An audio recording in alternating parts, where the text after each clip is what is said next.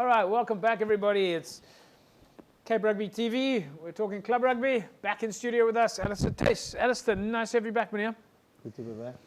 President Felton has left you in the hot seat now. Are you able to tell us about the logs, the results, the fixtures, and everything that's coming up at Western Province Rugby?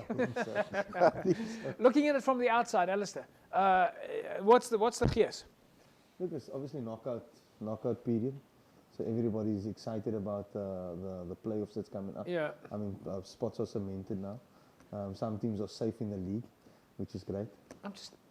Folks, for those of you that have just joined us, I'm absolutely convinced that Jerome and Alistair called each other this morning to say, what are we wearing for the show? Did you guys make an arrangement with each other?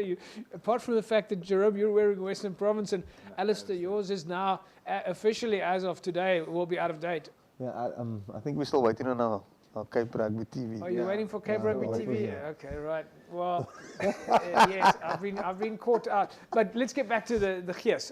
From the outside, we spoke about the business end. We're going to take a look at the logs, the results. We've got some games here. But yeah, the gears, is it? Yeah, there's big excitement out there. I mean, there's some new clubs who's made the top 6 for the first time. You know, it's been planning for the past 2 weeks. Yeah. You know, gone with the just preparation for because of the length of the layoff before the top 6 starts. Yeah, Jerome, UCT Marties, they played their midweek game last week. For both of them, it was an important game because they would have had to. Certainly, UCT would have wanted to make sure that they get those last points. If they didn't win that game, they would have been very much at risk. And Stellenbosch, like you said, it was an intervarsity playing for pride. Yeah, look, we also know it was going to be a tough game, but going to the Green Mile in that last Wednesday, was actually, the weather wasn't good. But obviously the students of UCT know the field, they know the conditions. Yeah. And Marties, it's sad, but they keep on struggling. All right. Well, let's take a look here, folks. This is the first half from last week, UCT and Marties.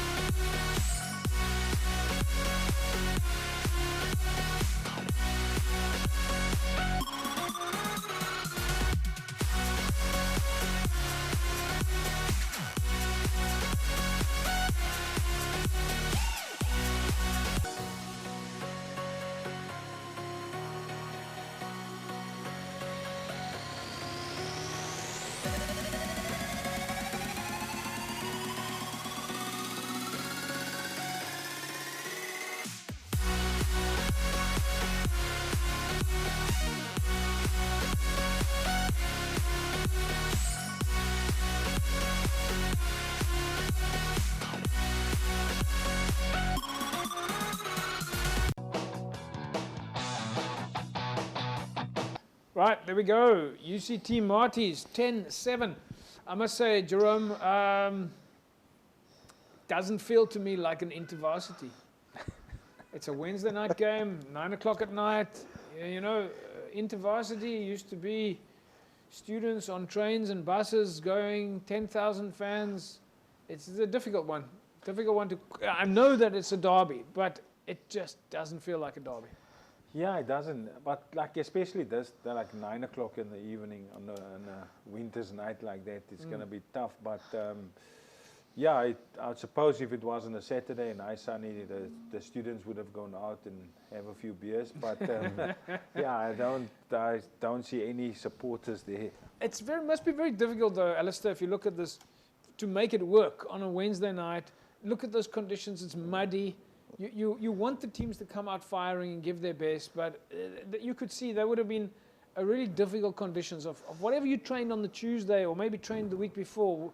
Must be so hard to make it work then. Yeah, the conditions, number one, but also it's the last game of the extended season. Yeah. You know, it's been a long season for both universities. Besides the league, having to play inter-university tournaments. Yeah. But one thing of that game is they tried to play university rugby there by pushing the ball around in that wet weather. You know? Is that what you call university rugby? Yeah. All right, folks. Well, let's take a look at some more university rugby. This is the second half now. UCT Marty's away.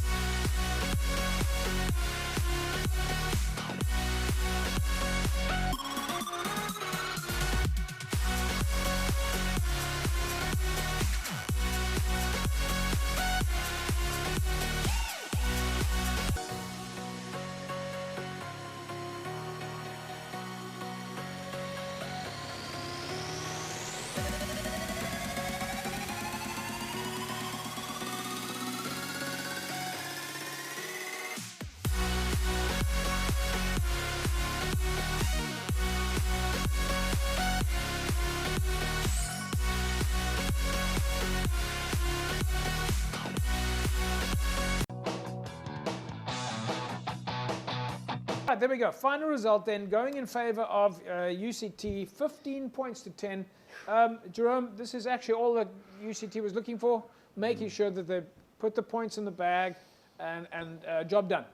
Yeah, if you look at that conditions that they play on, then any coach will be happy with, even if you win with 1 point or half a point on that condition. So that's all that they wanted out of this game, to secure a spot in the top 6. Yeah. Yeah, and Alistair, though, for the other teams, SK Women's and Van der Stel, this UCT win would have been a bit of a heartbreaker. Yeah, look, I think that the team that was waiting for results was SKW. Yeah. Because Van der Stel's game on Saturday affected SK's games. Van der Stel stood a chance, if they want, to be in the top 6. All right, folks, we're going to talk more about that after the break, and we're still going to take a look at the match between Durban and Hamiltons, and we'll talk about the Tygerberg Van der Stel game. All that's still coming up. Don't go away.